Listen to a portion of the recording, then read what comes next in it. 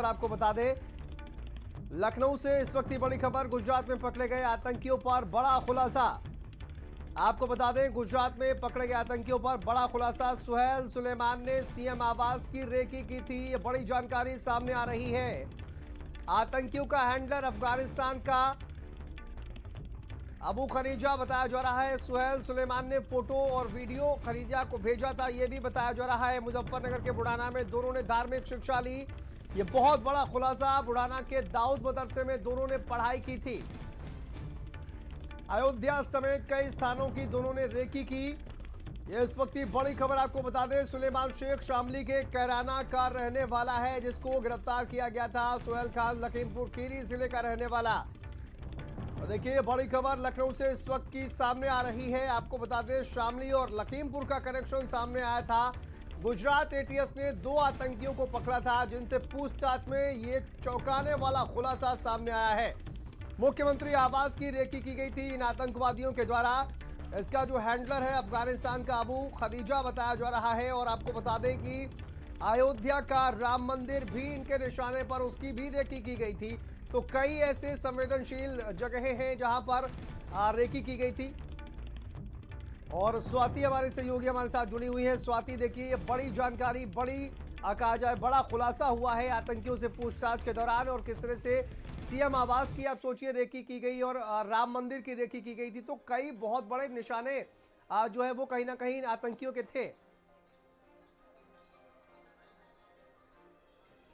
बिल्कुल, लगातार इस बात का जिक्र भी शांतनु हम लोग कर रहे हैं कि क्या देश को डराने की कोशिश की जा रही थी, दहलाने की कोशिश की जा रही थी, पूरी तरह से साजिश रची गई थी। ये बड़ा सवाल है और यही वजह है कि आपने देखा कि आरएसएस मुख्यालय की रेकी की बात हो या मुख्यमंत्री आवास की रेकी की बात हो या राम मंदिर रेकी की बात हो, ये निकल कर सामने आ रहा है। और यही वजह है कि जो दिल्ली में ब्लास्ट हुआ है लाल किले के पास, इन तमाम जो लिंक निकल कर सामने आ रहे हैं, इसको भी जो है वो तफ्तीश किया जा रहा है जांच पड़ताल में। क्योंकि गुजरात से गिरफ्तारी होती है और उसके बाद ये चीजें निकल कर सामने आती है कि रेकी कई दिनों से की जा रही थी। तो क्या सवाल ये उठता है कि क्या लाल किले के पास भी आकर रेकी किया गया था? क्योंकि ये बड़ा सवाल है कि जब यहाँ पर शाम के वक्त लोग बड़ी संख्या में पहुंचते हैं तो ये जानकारी होगी, तभी उस वक्त को चुना गया है, ये कहा जा सकता है। और गुजरात से गिरफ्तारी के बाद जिस तरह से रोजाना खुलासे हो रहे हैं कि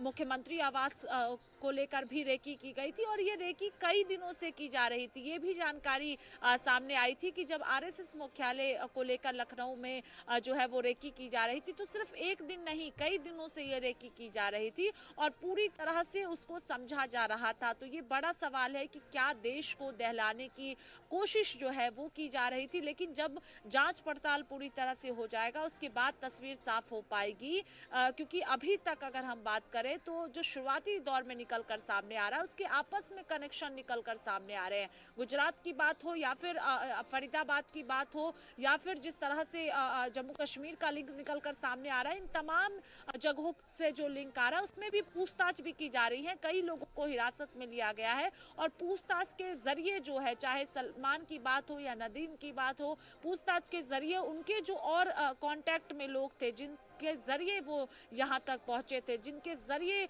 जो है वो तमाम चीजों को जो है देने की कोशिश की जा रही थी, उस तक जो है वो जांच एजेंसियां लगातार पहुंच रही हैं।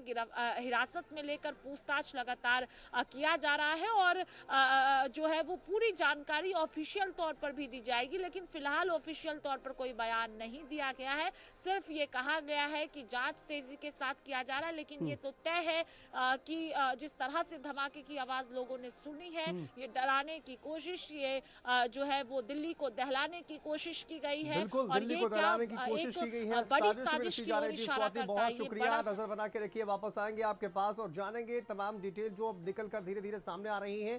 फिलहाल आपको बता दें कि जांच जो है वो लगातार चल रही है। अब से कुछ ही देर के बाद एक बहुत ही महत्वपूर्ण बैठक भी होने वाली है। गृह मंत्री अमित शाह ये बैठक लेंगे और उसके बाद कई जो जानकारियां हैं वो निकलकर सामने आएंगी और आपको बताएंगे तमाम जानकारी। फिलहाल देखिए किस तरह से धमाका हुआ है, लोग यहां पर भागते हुए नजर आए। ये उस वक्त की तस्वीरें हैं जब वहां पर धमाका हुआ था, मौके पर किस तरह से अफरा तफरी मच गई। और जो बड़ी जानकारी सामने आ रही है, देखिए, ना सिर्फ दिल्ली बल्कि उत्तर प्रदेश के भी सीएम आवास की रेकी की गई थी।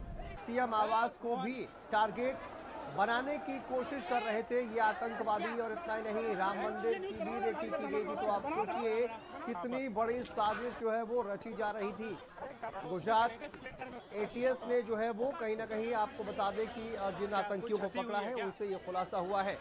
दिल्ली ब्लास्ट में जिस i20 कार में ब्लास्ट हुआ, तस्वीर आप देखिए, हम आपको दिखा रहे हैं, ये वही i20 कार है और इस i20 कार में ब्लास्ट हुआ है उसकी सीसीटीवी सामने आ गई है। तस्वीरें हम आपको दिखा रहे हैं।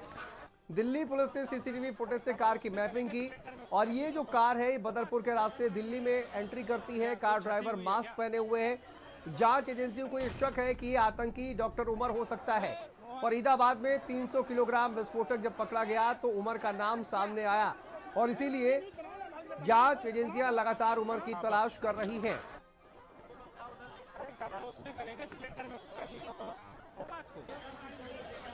क्या कोई क्षति हुई है क्या?